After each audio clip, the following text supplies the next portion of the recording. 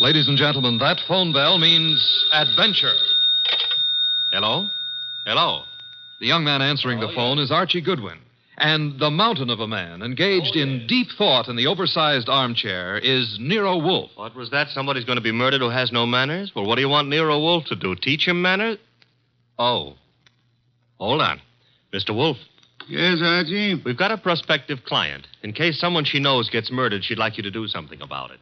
Very well. However, advise her. Yes? Not to get murdered herself. I never take a corpse for a client. Greatest detective in the world.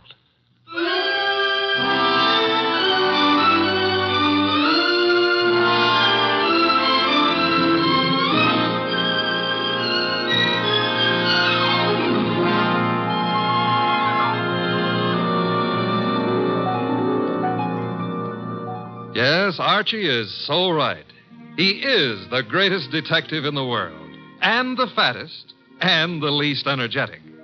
He's Nero Wolfe, created by Rex Stout and brought to you over this NBC network in a new series of adventures by Mr. Sydney Greenstreet.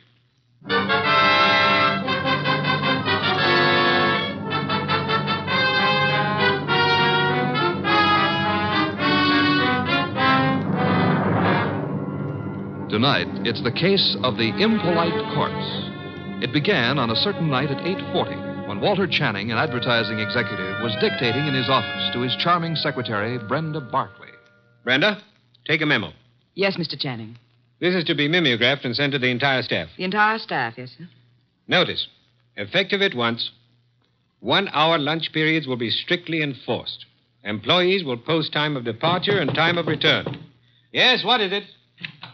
Mr. Channing. Bennett, I'm busy. Well, I've got to see you, Mr. Channing. About this afternoon. This afternoon was unfortunate, Bennett, but it happened.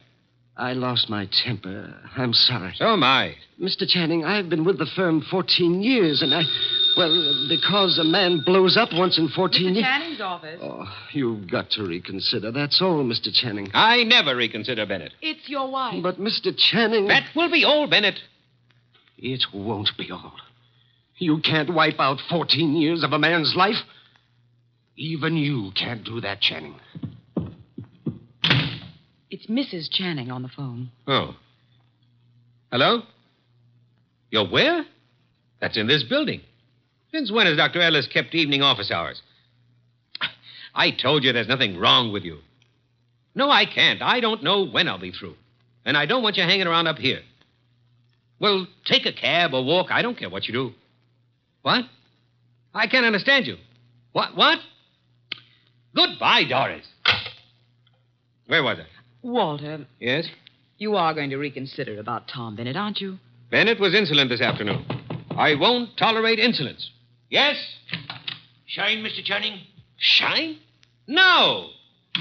What's he doing down here this time of night? Half the staff's working overtime. Kelly's an enterprising shoeshine boy. Might have missed someone on his rounds this afternoon. Walter, about Tom Bennett. Forget Bennett. Look, you upset the inkwell. Oh. Quick, blot the stuff. Yes, of course. Did any spill on you? Spot at my trouser cuff. Lucky you didn't get on the carpet. Walter, about Tom Bennett. I told you to forget Bennett. All right, Walter, all right. Though maybe you shouldn't. Maybe you'd be better off to use him as a model. A model? If he knows he's not wanted around here, he'll have the self-respect to get out. Meaning? Well, you've known for a long time you're not wanted. And you're still here. How you'd like to fire me. Denying that would be silly. I've been with this firm 15 years in January. Employees get a bonus of stock shares after 15 years' service. That's what I'm waiting for, and you know it. Suppose we get back to that memorandum. You'd like to get me out before I collect those shares, wouldn't you? I said let's get on with the memo. You'd be petty enough to do it, too, if you knew how. There may be a way. There isn't, and you know it. I'm too careful. You can't fire me without cause, and I've given you no cause, Walter.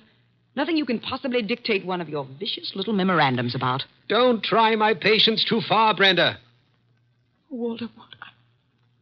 This can't be us talking like this, you and me hating each other. I find it remarkable there ever was anything between us except hate. Walter. I mean it. Look at you. You were flashy when I met you. You're getting flashier. That means cheaper, Brenda. Stop it. Too much lipstick? Too much rouge? Hair too bright? Dress too tight? You're trying too hard, Brenda. You're labeling yourself like a sound wagon. I wonder what it is that stops me from killing you. Cowardice, of course. Now, when you've stopped sniveling, we'll get on with a memorandum. You ready? Yes, I'm ready. Notice.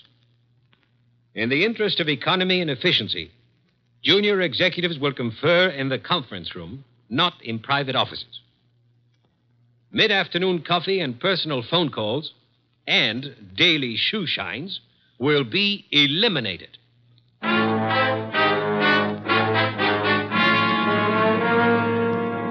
Your name is Barkley, Brenda Barkley. Very well, Miss Barkley. What can I do for you? Mr. Wolfe, I don't know how to begin. Well, maybe I can make this easier all around by briefing Mr. Wolfe on the Walter Channing case. Hey, that's funny. What? Violet eyes. I always thought they were something the poets made up. Archie. Huh? Oh, the Channing case, yes. One moment. Miss Barkley, look this way, please. To me, an eye is functional object found in mammals, birds, fish, potatoes, and horticulture. Thank you. Go on, Archie. Walter Channing was the boy wonder of advertising. At 33, executive vice president of Winslow, Hart, and Straightmeyer. Just 24 hours ago, they found him at his desk, shot through the heart. They? Who is they? A night porter and a shoe shine boy, is that right? Yes. He'd been dead about an hour. The bullet went through Channing, his desk chair, and lodged in the windowsill behind him. Police thought at first it was suicide. The gun? 38, found it on the floor, 10 feet away. No fingerprints, anyhow, no clear ones. Seldom are on a gun butt.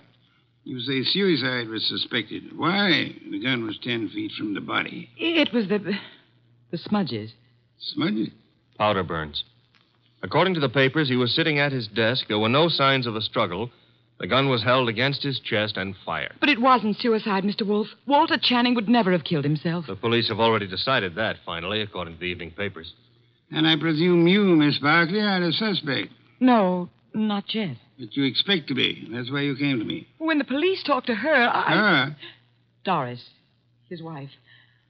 I've been Walter Channing's secretary for 8 years. At one time, we thought we were in love. Mrs. Channing was aware of this? Yes. Oh, it was a long time ago. It was over. It was finished a long time ago, but she never believed that. Neither did Alan. Alan who? Alan Mielik, head of the media department at the agency. We were going to be married when Walter and I... Well, Decided you were in love. Miss Barkley, who finally decided you were not? You or Mr. Channing?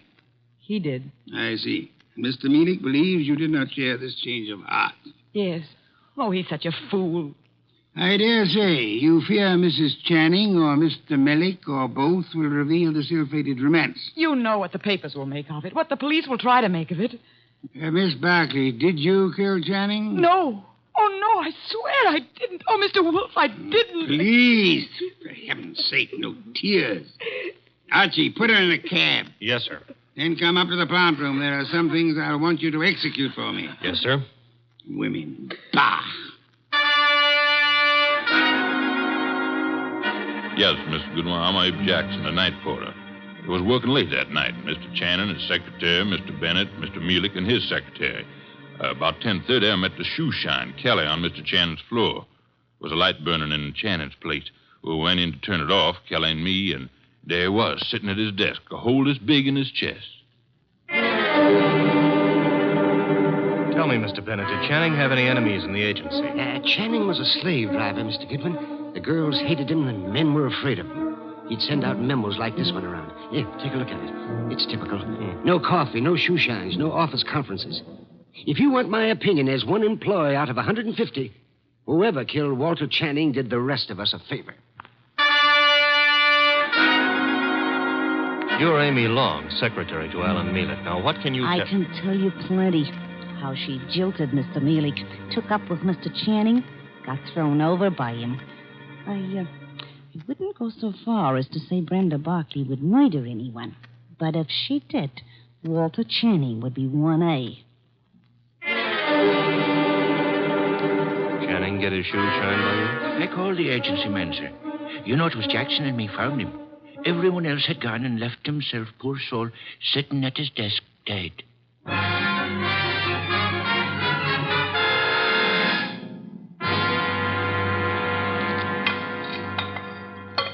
This specimen, the monogamous train orchid. Beautiful, isn't it, Mrs. Channing? Mr. Millick? I could never quite like orchids. They have no smell, you know. It's pretty all right, but tulips are more in my line, Mr. Wolfe. Tulips, Mr. Millick? I had a stand of emperors this spring. Emperors, come in, Archie.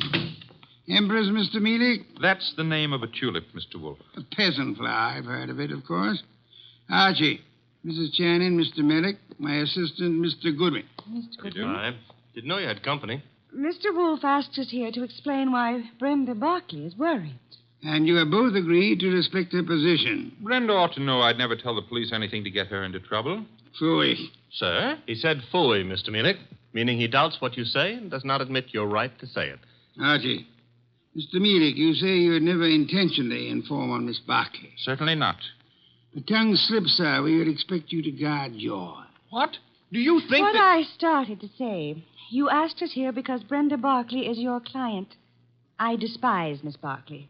Everyone knows that, and why. But I wouldn't stoop to implicating her in murder. You believe her innocent, then, Mrs. Channing? I believe she lacks the gumption to pull a trigger. Poison, I wouldn't put past her at all.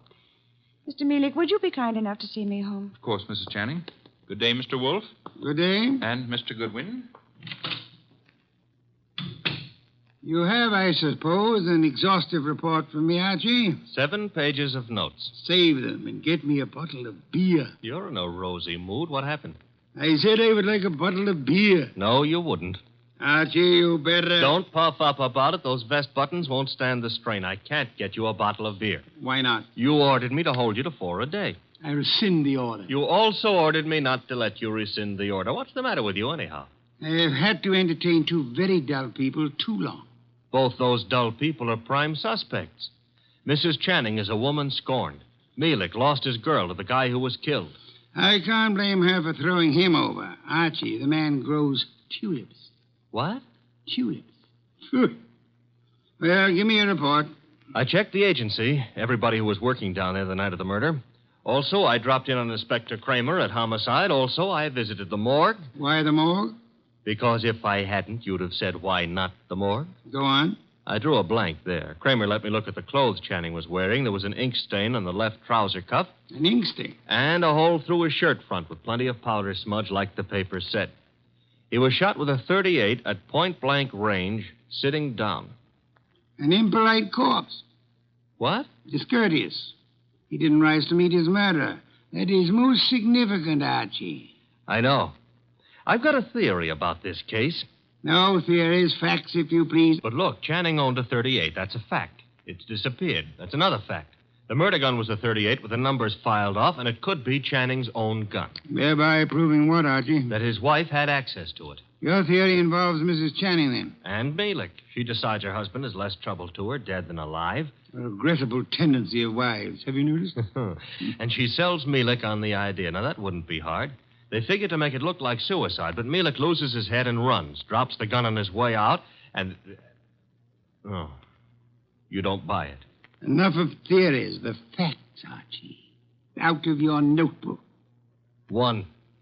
9 people were on the scene that night, working late for one reason or another. Mrs. Channing tells me she was visiting a doctor's office in the same building, by the way. 2. Every one of those people hated Channing. 3. Here's a sample of why he wasn't popular. Memorandum. Dictated the night he was killed. The staff got it the next morning. A whip cracker, Mr. Channing. Fact 4. The ink stain on his trouser cuff was partly rubbed out. With what? Cleaner of some kind. I didn't get the brand. Fact 5. There's a spot on the carpet near Channing's chair. Spot of what? Ink? Blood? Looks like ink. It looks like ink. Well, I didn't analyze it on the spur of the moment. My chemical set isn't working so good, boss. Phooey. Archie, I want 2 things. Yes, sir. Get over to headquarters. The police have Channing's trousers. Suggest to Inspector Kramer that he have the stain analyzed. Suggest also that the spot on the carpet be analyzed at the same time. Be around him when the information arrives. This is Be Kind to the Police Week? Phooey. I never have sought to beat the police on matters of fact, only on interpretation, deduction. Get going. Oh, and Archie. Yes? When you return, I should discourse upon the sanctity of deskhood. The sanctity of what hood? Deskhood. Now be off with you, and please remember you're tracking a murderer. Don't stub your toe.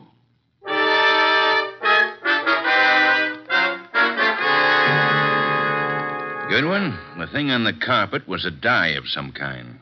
Dye, huh? Mm-hmm. How long will it take the lab to give you the analysis on it, Inspector? Oh, not very long.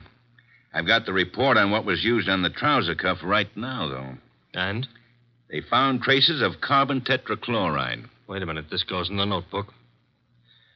Okay, carbon tetrachloride. And something else. Goodwin, what's Wolfe after? Interpretations was what he said, Inspector. You object? No. Maybe I'll get an interpretation, too. The something else was perchlorethylene. Perchloreth... Why, Inspector, such language.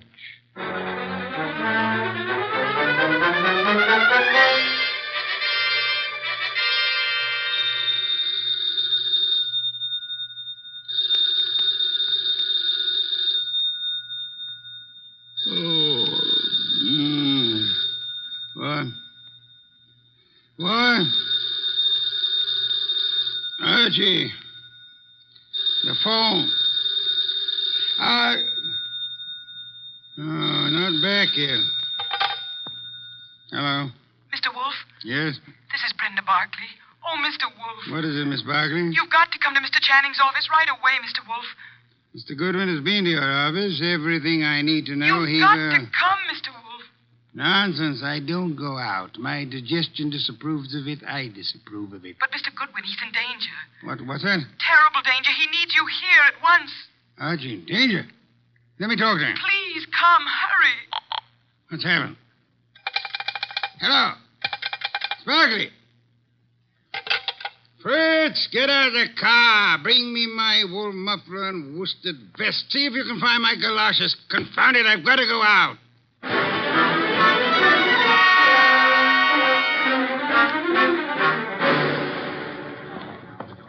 Going up. Step to the rear of the car, please. Mister, will you please step back? I'm back as far as I can go. You are? Elevators, contraptions for little men. Come, take me up, young man. Hold it. Hold that car. I'm late for a date with a blonde. 16th floor, buddy. Evening, Mr. Goodwin. Good evening. I was told you were in danger. Danger? Mr. Wolfe, what are you doing out down here? Miss Barkley's idea? About me being in danger? Obviously, she was lying. I suspected at the time. But I fell in with her suggestion. I'm anxious to end the case. My presence here is needed. Don't understand why she'd do such a thing. And why is your presence needed? 16th floor. It's a matter of perspective. Brenda's got a very nice perspective. She'll be around here someplace. The agency's got this whole floor. Her office? Down this corridor, next to Channing's. Well, Kramer came through on those reports from the lab. That smudge on the carpet wasn't ink. It was a dye. Powdered aniline. Brenda. Oh, Mr. Wolfe, thank heavens you're here. Hey, I'm here, too. The police, they questioned me again this afternoon. I'm so frightened, Mr. Wolfe. You've got to find the murderer before they... Baby, take it easy. Well, hello, Archie. Hello. What's the idea of trying to pull a fast one on Mr. Wolfe? Well, I just had to see him. Please understand. Is this Channing's office? Yes. You told him I was in danger. At last, the place to sit down. Well, I had to tell him something to get him down here. He's not happy. You comfortable there, sir? Miss Barkley, come here. Mr. Wolfe, I can explain. I thought if you were here, where it happened, I mean, if you could see for yourself, then you'd Young woman, there are many things I'd like to say to you. Oh, now, wait a minute. She was scared, boss. However, I am too short of breath to do them justice. Archie. Yes? Round up everyone concerned with this case. Right now? Including Mrs. Channing. Get them in here. Yes, sir. You help him, Miss Barkley, and close that window. Yes, Mr. Wolfe. Fresh air. I've had enough today, thanks to you, to last me a lifetime. If after all that exposure, I live a lifetime.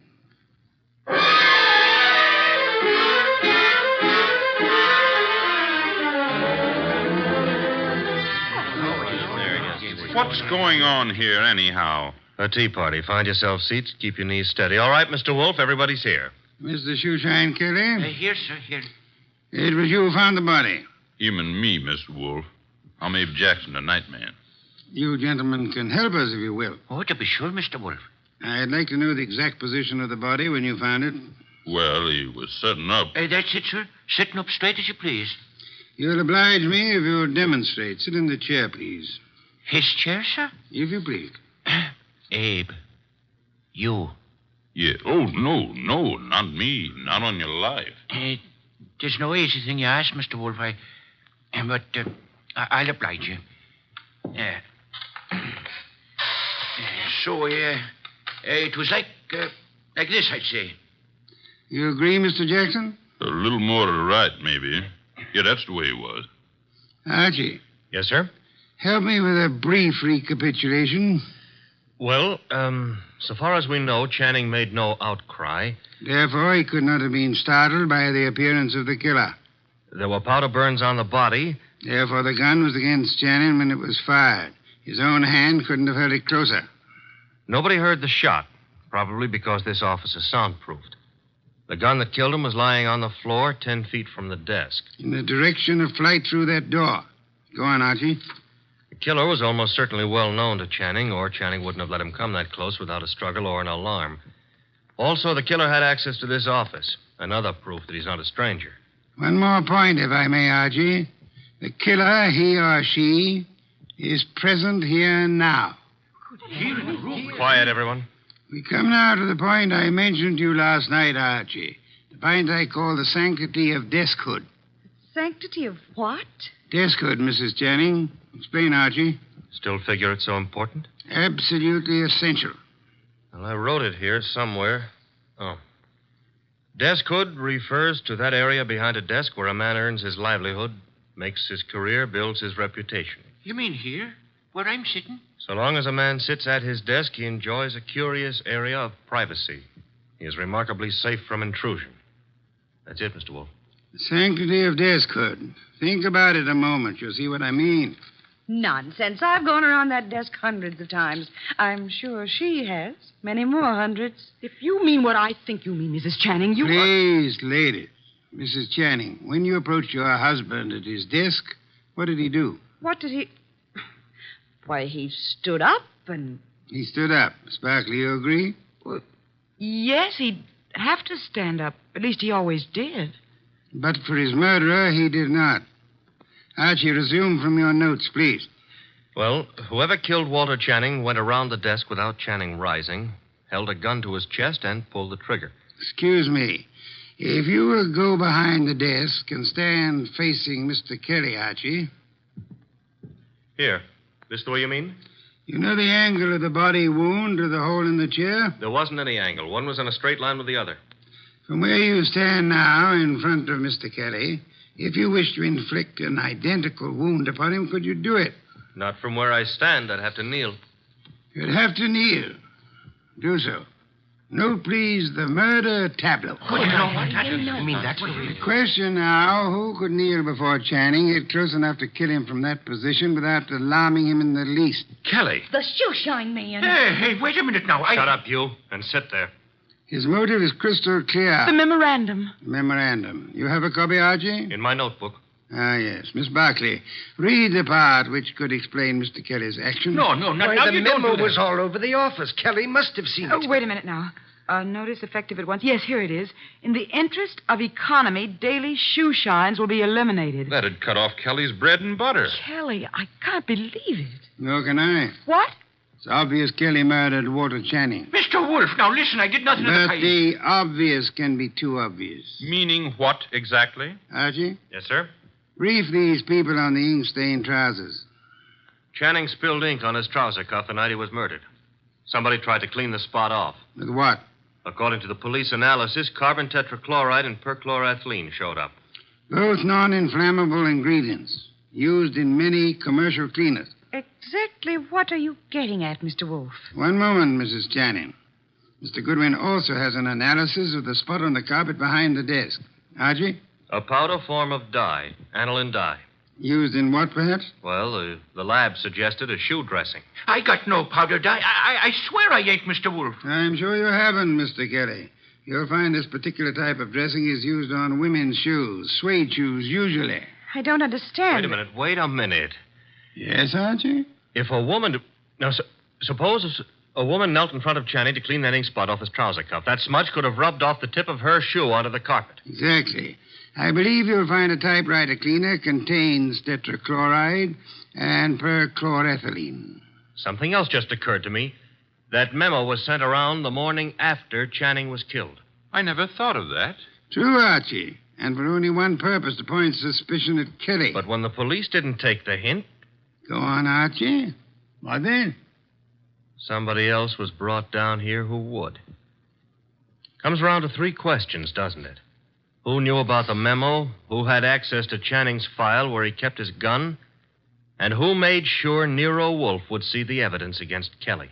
3 questions, Archie, with one answer that spells the name of the murderess. Our own client, Brenda Barkley.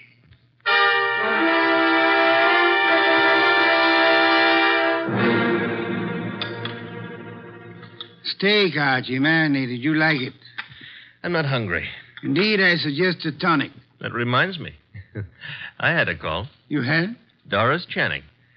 She had some idea about my explaining things to her. She found my explanation insufficient? No, but she felt it lacked the personal touch. Phooey. Hand me a can of beer. However, you do have the evening off. Yes, sir. Keep out of trouble. Doris Channing is a blonde. That is, try to keep out of trouble. In the company of a blonde who wants to. Good night, sir. Good night, Archie. Good night.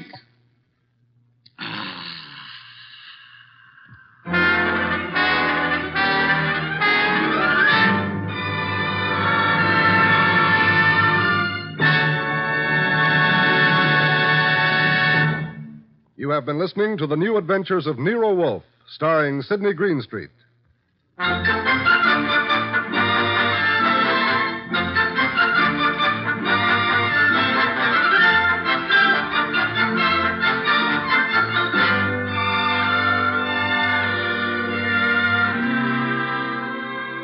Tonight's transcribed story by William Kendall Clark was based on the characters created by Rex Stout. This is an Edwin Fadiman program produced and directed by J. Donald Wilson. In the cast were Larry Dobkin as Archie Goodwin, and Donald Morrison, Betty Lou Gerson, Bill Johnstone, Howard McNear, Mary Lansing, and Barney Phillips. Next week, at this same time, Nero Wolfe and Archie will bring you the case of The Girl Who Cried Wolf. John Storm speaking.